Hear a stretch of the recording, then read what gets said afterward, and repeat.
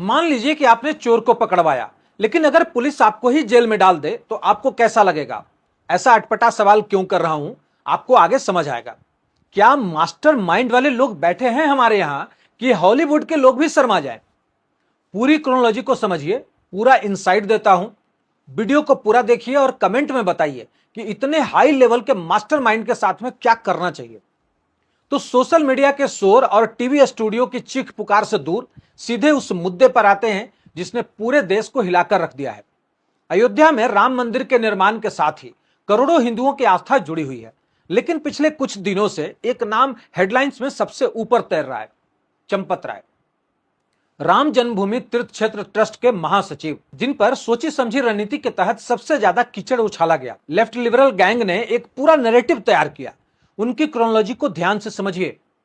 सबसे पहले शोर मचाया गया कि राम मंदिर में बहुत बड़ी चोरी हुई है, पैसों का हिसाब दो, ट्रस्टियों पर कार्रवाई करो। जब इस दबाव के बाद सरकार ने एसआईटी यानी कि स्पेशल इन्वेस्टिगेशन टीम का गठन किया, तो इन लोगों ने अपना पासा बदला और कहना शुरू कर दिया कि सिर्फ जांच का नाटक हो रहा है, कोई एफआईआर दर्ज नहीं हुई है। इसके बाद जब पुलिस ने पुख्ता सबूतों के साथ में एफआईआर दर्ज कर ली और गिरफ्तारियां शुरू हो गई, तो इस गैंग का नया रोना शुरू हो गया कि असली मास्टरमाइंड को बचाया जा रहा है और बड़ी मछली को हाथ तक नहीं लगाया जा रहा है।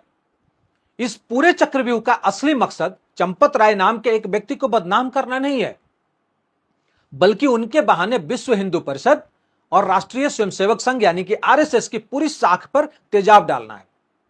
इनका अंतिम निशाना उत्तर प्रदेश के मुख्यमंत्री योगी आदित्यनाथ और प्रधानमंत्री नरेंद्र मोदी की छवि को ध्वस्त करना है। लेकिन इस पूरी कहानी में एक ऐसा मोड़ आ चुका है जिसे मेन स्ट्रीम मीडिया या तो समझ नहीं पा रही है या फिर जानबूझकर आपको दिखा नहीं रही है। चंपत राय ने अपने पद से इस्तीफा दे दिया है, यह सबको पता चल चुका है। यह इस्तीफा ट्रस्ट को मिल चुका है। हालांकि इस पर अंतिम फैसला आगामी बैठक में होना बाकी है। लेकिन जाते जाते चंपत राय ने जिस तरह से चुन चुनकर इस पूरे चोर गिरोह का हिसाब किया है, वही इस वक्त की सबसे बड़ी और सबसे सनसनीखेज खबर है। इस पूरे महाघोटाले को बेनकाब करने के पीछे किसी बाहरी एजेंसी का नहीं, बल्कि खुद चंपत राय का दिमाग था। राम मंदिर परिसर में दान और चढ़ावे की गिनती के लिए पहले से ही दर्जनों हाई डेफिनेशन सीसीटीवी कैमरे लगे हुए हैं, लेकिन चोरी करने वाले कोई बाहर से आए डकैत नहीं थे, बल्कि वहीं के अंदरूनी कर्मचारी थे। इन कर्मचारियों को मंदिर प्रशासन की सुरक्षा व्यवस्था की नस नस का पता था। उन्हें यह बहुत अच्छी तरह से मालूम था कि कौन सा कैमरा किस एंगल पर घूमता है और परिसर का कौन सा कोना ब्लाइंड स्पॉट है, यानी कि जहां कैमरे की नजर नहीं पहुंचती। ये सातिर चोर इसी ब्लाइंड स्पॉट का फायदा उठाकर रोज लाखों के चढ़ावे पर हाथ साफ कर रहे थे। जब ट्रस्ट को दान राशि में लगातार विसंगतियों का एहसास हुआ और शक की सुई अंदरूनी स्टाफ पर घूमी, तो चंपत राय ने एक बेहद गुप्त ऑपरेशन शुरू किया, बिना किसी भी अधिकारी, सुरक्षाकर्मी या फिर कर्मचारी को भनक लगे। पूरे काउंटिंग एरिया और संवेदनशील जगहों पर आधुनिक हिडन यानी कि छुपे हुए कैमरे इंस्टॉल करवा दिए गए। यह एक ऐसा जाल था जिसके बारे में किसी को कानो कान खबर नहीं थी। इन हिडन कैमरों के फुटेज ने जो सच सामने लाया, उसने सबके होश उड़ा दिए। फुटेज में साफ दिखा कि जब आधिकारिक तौर पर नोटों की गिनती बंद हो जाती थी या फिर सुपरवाइजर की नजर हटती थी, तब ये कर्मचारी दान बक्से से सीधे भारी भरकम नकदी और सोने चांदी के जेवरात निकालकर अपनी जेबों और कपड़ों में छिपा रहे थे। चोरी का जो तरीका इन सीसीटीवी फुटेज में बेनकाब हुआ है, वह किसी हॉलीवुड की क्राइम थ्रिलर फिल्म जैसा ही है, उससे कहीं ऊपर है। ये चोर बाकायदा एक टीम वर्क की तरह काम कर रहे थे। जब एक कर्मचारी नोट चुरा रहा होता था, तो उसका दूसरा साथी जानबूझकर जो मेन सीसीटीवी कैमरे थे, ठीक उसके सामने इस तरह से खड़ा हो जाता था कि कैमरे और चोरी करने वाले के हाथ के बीच एक इंसानी दीवार बन जाए।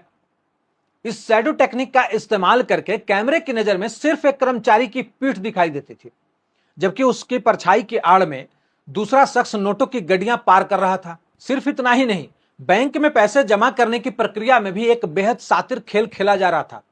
जब नोटों के बंडल बनाए जाते थे, तो यह गिरोह जानबूझकर 500 के नोटों की एक मानक गड्डी, जिसमें 100 नोट होने चाहिए, उसके अंदर 10 से 20 एक्स्ट्रा नोट ठूंस देता था। पहली नजर में देखने पर या फिर मशीन में डालने पर वह एक गड्डी ही लगती थी, लेकिन गिनने में संख्या ज्यादा होती थी।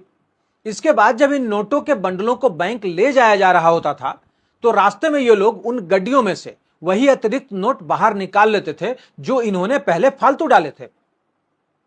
बैंक पहुंचने पर जब मशीनों से गिनती होती थी तो कागजी तौर पर बंडल की संख्या बिल्कुल सटीक बैठती थी, उसके नोट भी सही बैठते थे, लेकिन जो अतिरिक्त राशि रास्ते में गायब की गई उसका कहीं रिकॉर्ड ही नहीं बचता था। यह इतना क्लीन ऑपरेशन था कि लंबे समय तक ऑडिट में भी इसे पकड़ना नामुमकिन बना रहा। अब समझ रहे हैं कि खेल कहां चल रहा है। इस पूरे सिंडिकेट का भंडाफोड़ मई के आखिरी हफ्ते में हुआ, जब बैंक में जमा कराई गई कुल राशि और रोजाना मंदिर के दान बक्सों से निकलने वाले अनुमानित चढ़ावे के मिलान में बहुत बड़ा फेरबदल यानी कि मिसमैच सामने आने लगा। चंपत राय ने तुरंत एक्शन लेते हुए मामला उच्च अधिकारियों को सुपुर्द कर दिया और एसआईटी ने अपनी जांच की रफ्तार बढ़ा दी। एसआईटी ने जो 20 पन्नों की प्रारंभिक रिपोर्ट तैयार की वह इस बात का अकाट्य सबूत है कि कैसे आस्था के इस सबसे बड़े केंद्र को अंदर से खोखला किया जा रहा था।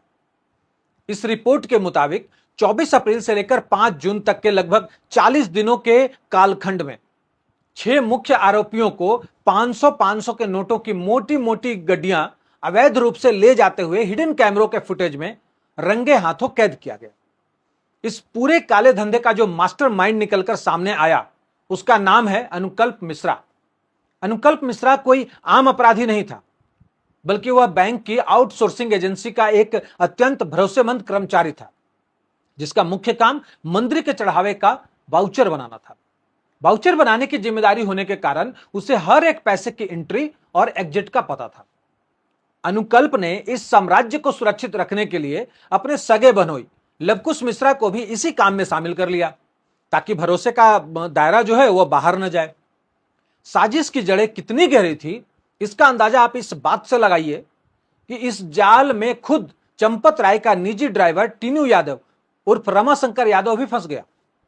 टीनू यादव ने अपने पद और रसूख का इस्तेमाल करके अपने चचेरे भाई मनीष यादव को राम मंदिर के भीतर नोट गिनने की बेहद संवेदनशील ड्यूटी पर लगवा दिया था।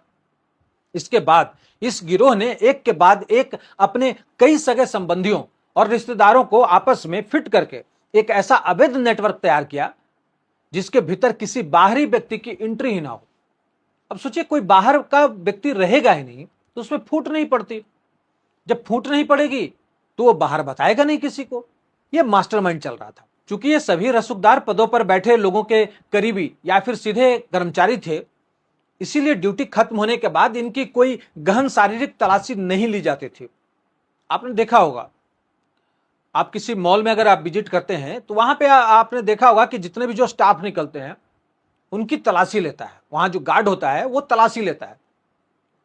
लेकिन ज्यादातर जगहों में यह भी देखा जाता है कि उनके जो मेन जो मैनेजर होते हैं उनकी तलाशी नहीं ली जाती।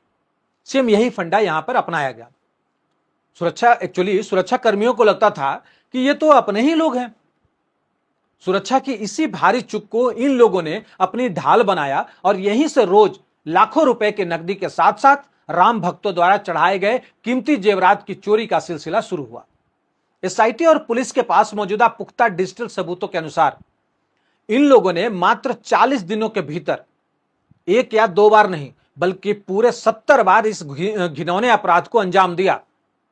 उत्तर प्रदेश पुलिस और एसआईटी ने मिलकर अब तक इस मामले में कुल 8 मुख्य आरोपियों को सलाखों के पीछे भेज दिया है। गिरफ्तार किए गए अपराधियों में रमाशंकर यादव उर्फ टीनू यादव जो ड्राइवर है, अनुकल्प मिश्रा जो मास्टरमाइंड है, अविनाश शुक्ला, करुणेश पांडे, मनीष यादव, लवकुश मिश्रा, रमाशंकर मिश्रा और सुभाष श्रीवास्तव। जब इनके सभी ठिकानों पर छापेमारी की गई तो इनके पास से चोरी की गई लाखों रुपए की भारी भरकम नकदी बरामद हुई है, जिसकी बरामदी रिपोर्ट कोर्ट में पेश कर दी गई। इस बड़ी कार्रवाई के तुरंत बाद राम मंदिर ट्रस्ट के कोषाध्यक्ष स्वामी गोविंद देव गिरी जी महाराज ने एक आधिकारिक वक्तव्य और विस्तृत चिट्ठी जारी की है। इस चिट्ठी के जरिए उन्होंने देश और दुनिया के करोड़ों राम भक्तों को यह साफ शब्दों में आश्वासन दिया है कि मंदिर को दान में मिली चांदी की ईंटें, सोने के आभूषण और अन्य बहुमूल्य सामग्रियां पूरी तरह से सुरक्षित हैं और उनका एक एक ग्राम का हिसाब ट्रस्ट के पास सुरक्षित है।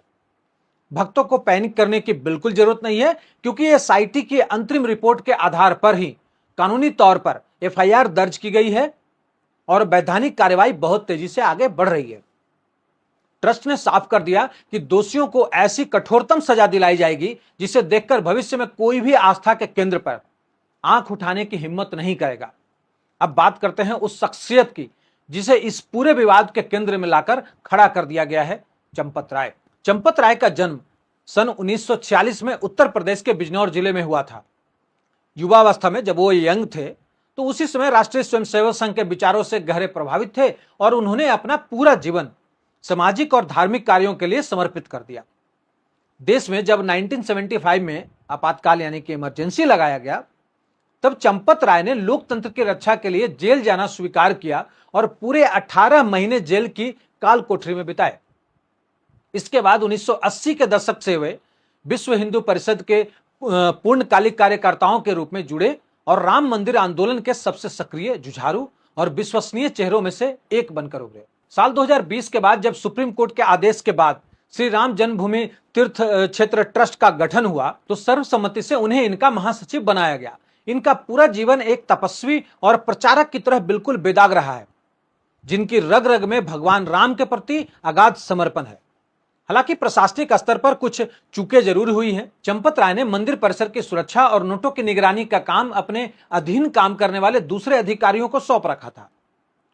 इस दौरान कुछ आंतरिक शिकायतें भी मिली थी, जिन्हें शुरुआती दौर में गंभीरता से न लेते हुए नजरअंदाज करने के आरोप भी उन पर लग रहे हैं। लेकिन इस सिक्के का दूसरा पहलू यह है कि जब मामला हद से आगे बढ़ा तो बिना किसी दबाव के हिडन कैमरे लगवाने, अपने ही ड्राइवर के खिलाफ एसआईटी के सारे सबूत सौंपने और इस पूरे सिंडिकेट को नेस्तनाबूद करने का असली श्रेय भी खुद चंपत राय को ही जाता है। उन्होंने अपने पद की मर्यादा का ध्यान रखते हुए अपने ही स्टाफ के किसी भी व्यक्ति को नहीं बख्शा।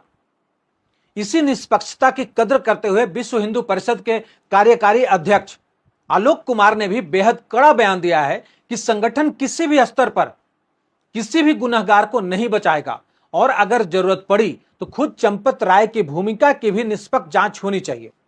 यहां एक ऐतिहासिक तथ्य को समझना बेहद जरूरी है। राष्ट्रीय स्वयंसेवक संघ की स्थापना सन 1925 में विजयदशमी के दिन डॉक्टर केशव बलिराम हेडगेवार द्वारा की गई थी। संघ के इतिहास के 100 साल पूरे होने जा रहे हैं, लेकिन आज इस संगठन पर कभी भी एक पैसे का भी आर्थिक दाग या फिर वित्तीय घोटाले का आरोप नहीं लगा है। संघ अपनी वित्तीय व्यवस्था के लिए किसी सरकारी अनुदान या कॉर्पोरेट फंडिंग पर निर्भर नहीं रहता, बल्कि यहां गुरु दक्षिणा की एक अत्यंत पवित्र और पारदर्शी परंपरा है। साल 1928 में जब संघ की पहली गुरु दक्षिणा का कार्यक्रम हुआ था, तब पूरे देश से स्वयंसेवकों द्वारा कुल मिलाकर सिर्फ 84 रुपए 50 पैसे की राशि एकत्रित हुई थी। आज के हिसाब से अगर कैलकुलेट करें तो शायद यही कुछ 10 से 11 हजार रुपए बनेंगे। इतने छोटे स्तर से शुरू होकर आज करोड़ों की सदस्यता तक पहुंचने वाले संगठन पर आर्थिक अनियमितता का इल्जाम लगाने से पहले विरोधियों को यह सोचना चाहिए कि वे एक ऐसी संस्था पर कीचड़ उछाल रहे हैं जिसके प्रचारक अपनी जेब में फूटी कौड़ी नहीं रखते। निश्चित रूप से राम मंदिर करोड़ों की आस्था का सर्वोच्च प्रतीक है और यदि वहां किसी ने एक भी रुपए की हेराफेरी की है तो उसे देश के कानून के तहत सख्त से सख्त सजा मिलनी ही चाहिए। पूर्ण जांच होनी चाहिए और सख्त कार्रवाई भी सुनिश्चित होनी चाहिए। लेकिन इस पूरी घटना को आधार बनाकर पूरे हिंदू समाज, बीएचपी और संघ को बदनाम करने की साजिश को कभी भी बर्दाश्त नहीं किया जा सकता। उत्तर प्रदेश में योगी आदित्यनाथ की कानून व्यवस्था है और केंद्र में नरेंद्र मोदी की सरकार है, जिनके रहते हुए देश की जनता को यह पूरा विश्वास बनाए रखना चाहिए कि न्याय होकर रहेगा। सनातन धर्म की आस्था के साथ किसी भी प्रकार का खिलवाड़ या फिर चोरी बर्दाश्त नहीं की जाएगी। यह पूरी स्क्रिप्ट इस सत्य को उजागर करती है कि व्यवस्था के भीतर छिपे गद्दारों का अंत तय है, चाहे वे कितने भी रसूखदार क्यों ना हो। अगर ऐसा ही कुछ नैरेटिव तैयार करना था तो फिर ये आरएसएस, बीएचपी, नरेंद्र मोदी, योगी आदित्यनाथ, इनको मंदिर के लिए या फिर चंपत राय, इनको इस मंदिर के लिए इतनी लड़ाई करने की जरूरत ही क्या थी, ये हमें समझना होगा। और इसीलिए मैं कह रहा था कि यहां पर इतने बड़े बड़े मास्टरमाइंड लोग बैठे हुए हैं कि हॉलीवुड वाले भी शर्मा जाएंगे। इन्हीं के बारे में कह रहा था। अब यहां पर देखिए चंपत राय ने क्या दिमाग लगाया।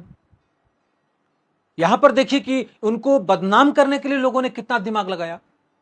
यहां पर यह देखिए कि जिन्होंने चोरी की, जो इस गिरोह में शामिल थे, उन्होंने कितना शातिर दिमाग लगाया।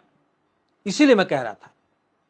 तो यह हमें समझना होगा, यह हिंदुओं के आस्था को चोट पहुंचाने की कोशिश हो रही है। इसमें आपका मानना क्या है, कमेंट सेक्शन में जरूर बताइए। वीडियो को लाइक शेयर सब्सक्राइब करना मत भूलिए। अगले एपिसोड में मिलता हूं, तब तक के लिए जय हिंद।